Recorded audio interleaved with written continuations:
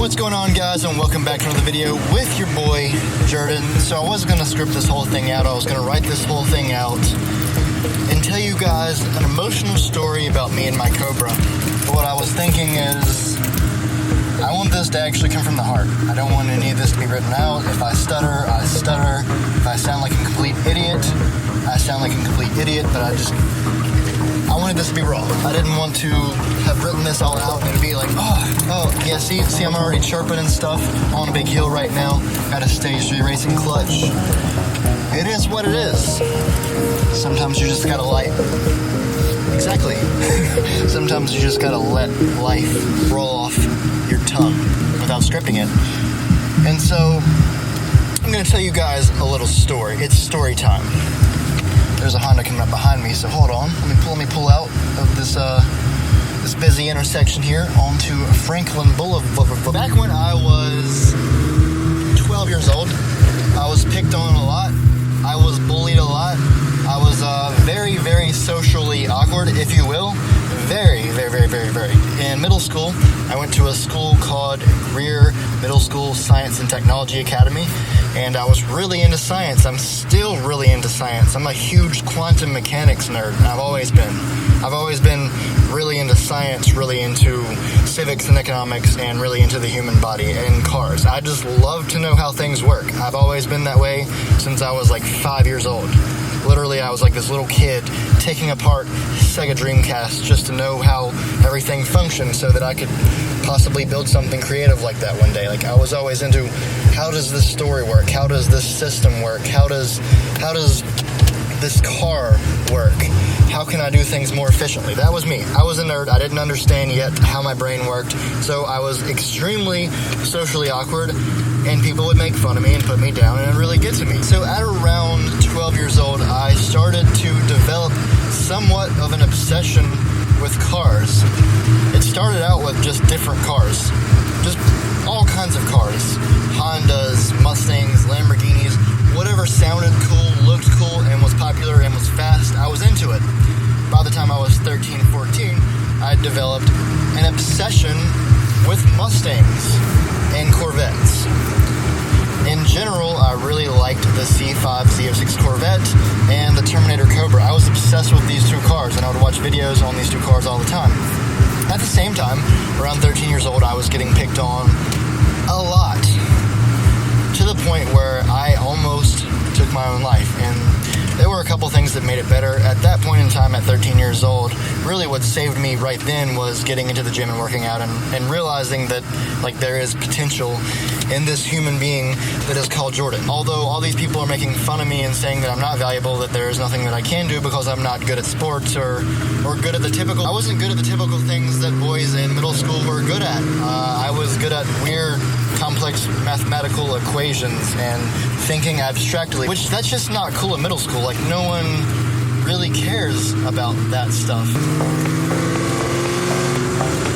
The things that actually are cool in middle school typically don't matter in real life. So if you're like 12 or 13 years old and you're getting picked on and you're depressed and you just don't know what you're worth, just know that, like, none of this stuff in middle school actually matters. Just know that.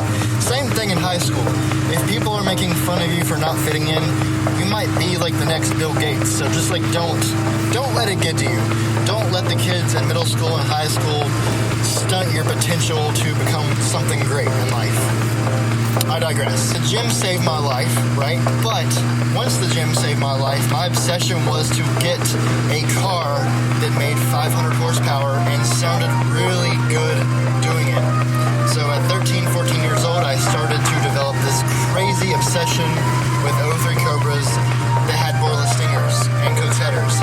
And, like, in my head, I already had a build list put together of every little thing that I was going to do to my 03 Cobra. At 14 years old, I already knew that I was going to get coax headers.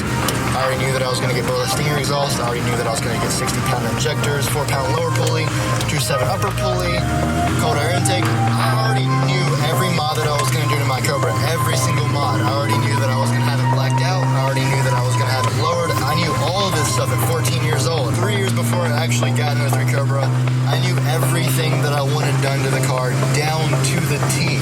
And it wasn't something crazy. It wasn't that I was looking to make like $1,000 1,000 horsepower or anything. I simply wanted an 03 Cobra that I could daily drive with over 500 rearable horsepower, and I was obsessed with hitting that goal. When I was 14 years old, I was convinced that if I could have a 500 horsepower 03 Cobra and bigger biceps and abs, that I would be cool. Like, I would be cool amongst my peers, and maybe I would, attractive girls would notice me. When you're in middle school, when you're in high school, you're in a little bubble. You don't think as much about the rest of your life. You think about right then, because you're in this little middle school / high school bubble, and who you are at middle school and high school is what defines you at that given moment in your head. It's not really what defines you, but to you, it's who you are at the moment, which is like, I'm saying it's not actually true, but that's who you feel like you are. I watched all of the popular videos of 03, 04 Cobras from the time I was 14 till the time I was 17, till the time that I made one of the popular videos about 03 Cobras. Well, I didn't make it, David made it, but the point is, I pursued David for like 2 years. So I was like, this dude's awesome, I want him to review my car. Like, I was obsessed with the idea of David reviewing my car. This was actually back before David even had reviewed any cars. Actually, he had reviewed his 3-valve Mustang GT, the one that his family had, which, ironically enough, me and my mom ended up having a 3-valve Mustang GT as well. It was like a 2005 black Mustang GT with a Cervani body kit. We bought it that way. I was chasing respect because I never had it in school. People made fun of me for so many different things that I can't even remember them all. And so at a young age, I was chasing respect. I wanted to prove everyone wrong. I wanted to be the guy with that looked good with abs and, you know, nice muscles and a fast car, and I wanted to have money and be able to be like, you guys were wrong about this kid. This kid Jordan in school that you all made fun of that, you know, wasn't good at a lot of things that you cared about, you were wrong about him. And I think a lot of kids are in a similar situation, which is why we do what we do. This is why we work out. This is why we get cars that we like. It's because we want it and because we're passionate about it, but it's also because we're trying to make a statement and prove a point. I was, and I'm admitting to this.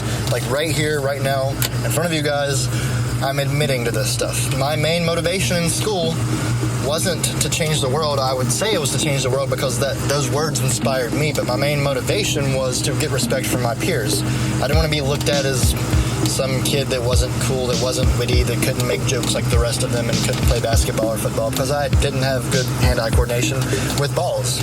Sounds pretty funny, but it's not when people are making fun of you about it. I was called so many names, but at the end of the day, here's the thing. Here's what kept me going.